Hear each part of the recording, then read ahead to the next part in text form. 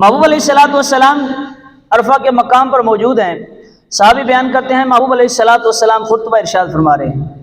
محبوب علیہ الصلوۃ والسلام نے ارشاد فرمایا کہ اس مجمع کے اندر اگر کوئی ایسا شخص بیٹھا ہے جس کی رشتہ داری ٹوٹی ہوئی ہے، اس نے قطع رحمی کی ہوئی ہے، کوئی رشتہ دار خونی رشتہ دار ہے اور اس نے اس سے قطع تعلق ہی کی ہوئی ہے، اسے بائیکاٹ کیا ہوا، بولتا نہیں ہے، اس کے ساتھ آنا جانا اس کا بند ہے، قطع تعلق ہی کی ہے، تو ارشاد فرمایا یہاں سے اٹھ کے چلا جائے.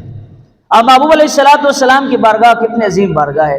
ارشاد فرمایا یہاں سے اٹھ کر چلا جائے. ابھی آپ خطبہ دے رہے ہیں تو صحابی بیان کرتے ہیں کہ پیچھے ایک انسان بیٹھا تھا، شخص بیٹھا تھا، وہ اٹھ کے چلا گیا. تھوڑی دیر کے بعد واپس آیا، آ کر پھر وہیں مجمع کے اندر بیٹھ گیا. تو محبوب علیہ الصلوۃ والسلام نے اس سے سوال کیا کہ تیرے علاوہ اس مجمع سے کوئی نہیں اٹھا، وجہ کیا ہے؟ تو اس نے عرض کی یا رسول اللہ صلی اللہ علیہ وسلم، میری ایک خالہ تھی، اس کے ساتھ میرا کچھ لین دین تھا، کچھ معاملہ تھا.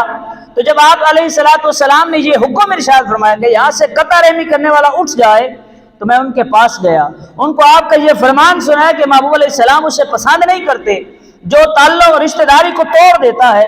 تو محبوب علیہ الصلوۃ والسلام نے ارشاد فرمایا کہ تو نے اچھا کیا ہے کہ تو نے جا کر وہ رشتہ داری جو ٹوٹی ہوئی تھی اس کو بحال کر دیا. کیونکہ محبوب علیہ السلام نے ارشاد فرمایا جس قوم کے اندر ایک شخص ایسا بیٹھا ہو جو رشتہ داری کے خیال نہیں رکھتا، اس نے رشتہ داری توڑی ہوئی ہے، تو اللہ اس پوری قوم کو رحمت سے محروم فرما دیتا ہے.